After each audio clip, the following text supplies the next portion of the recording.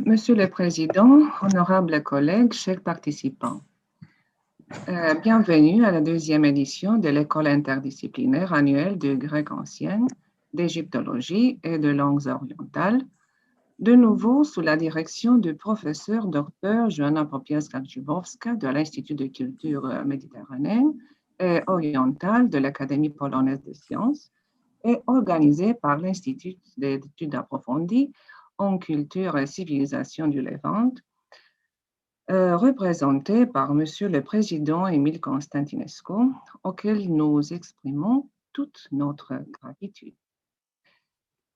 Cette année, le thème que nous vous proposons est la cosmogonie. Le mythe cosmogonique jouit d'un grand prestige partout dans le monde, servant de modèle à tous les mythes d'origine, création des plantes, des animaux, de l'homme, etc. Et cela parce que la création du monde précède tout. Cette histoire cohérente formée par les mythes d'origine constitue une véritable histoire. Comme le prétend aussi Mixaëliade, nous révélons la manière dont le cosmos est apparu et s'est développé, la manière dont l'homme est apparu et est devenu un être mortel, sexuellement différenciés. Donc, ça nous montre comment ils sont apparus la mort, la sexualité et la polarité. Il lui montre aussi la manière dont, à partir de la destruction finale, le cosmos s'élève et la vie apparaît, puis la manière dont l'homme a été contraint de travailler pour gagner sa vie au quotidien, etc. La plupart des gestes humains sont en fait une répétition de la cosmogonie. Le mariage, les scénarios rituels réalisés depuis le Nouvel An ou à l'arrivée du printemps. Mais il en va de même avec les mythes concentrés qui, par exposition, évoquent l'événement primordial, c'est-à-dire la cosmogonie. Un exemple d'un tel mythe concentré est l'œuf cosmogonique, qui représente un résumé de la cosmogonie, accumulant en lui-même à la fois l'idée de renaissance et le culte des morts. En fait, sont connus les liens entre le culte des morts et les cérémonies de Nouvel An. D'un certain point de vue, tout mythe est cosmogonique, car il parle de l'émergence d'une nouvelle situation cosmique. Coincidentia oppositorum, c'est-à-dire la polarité survenant dans la structure profonde de la divinité, et l'image de l'androgynie divine sont des manières archaïques d'exprimer le paradoxe de la réalité divine.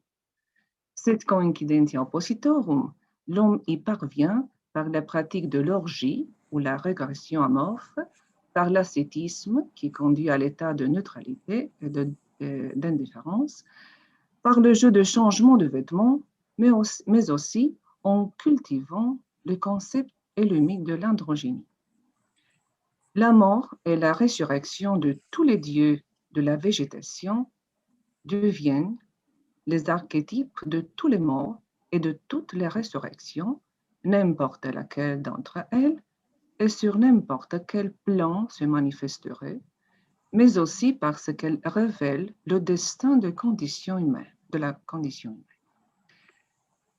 Les mythes de la recherche et des épreuves initiatiques révèlent l'acte même par lequel l'esprit transcende un cosmos conditionné, polaire et fragmentaire, pour trouver l'unité précréationnelle de la création.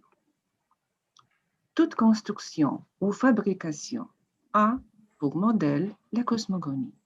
La création du monde devient l'archétype de tout geste créateur de l'homme. L'architecture sacrée ne fait que reprendre et développer le symbolisme cosmogonique et cosmologique.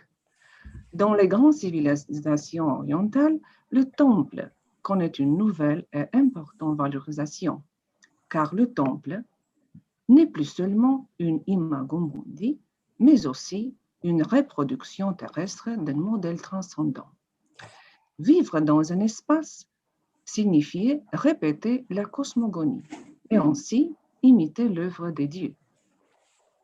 Le mythe d'origine des médicaments fait toujours partie du mythe cosmogonique.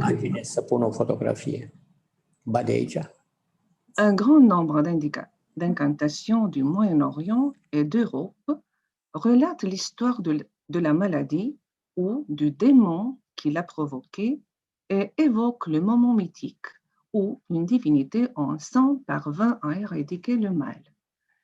Même la philosophie de l'humanité, pas seulement de la Grèce, commence avec la période cosmologique, à savoir l'étude du monde dans son ensemble, des origines de l'univers, quand on peut parler de l'émergence d'une philosophie systématique. Mais l'esprit grec était le seul à avoir pressenti le besoin de savoir comme une fin en soi et non comme un moyen. C'est aussi la différence entre la Grèce et l'Est.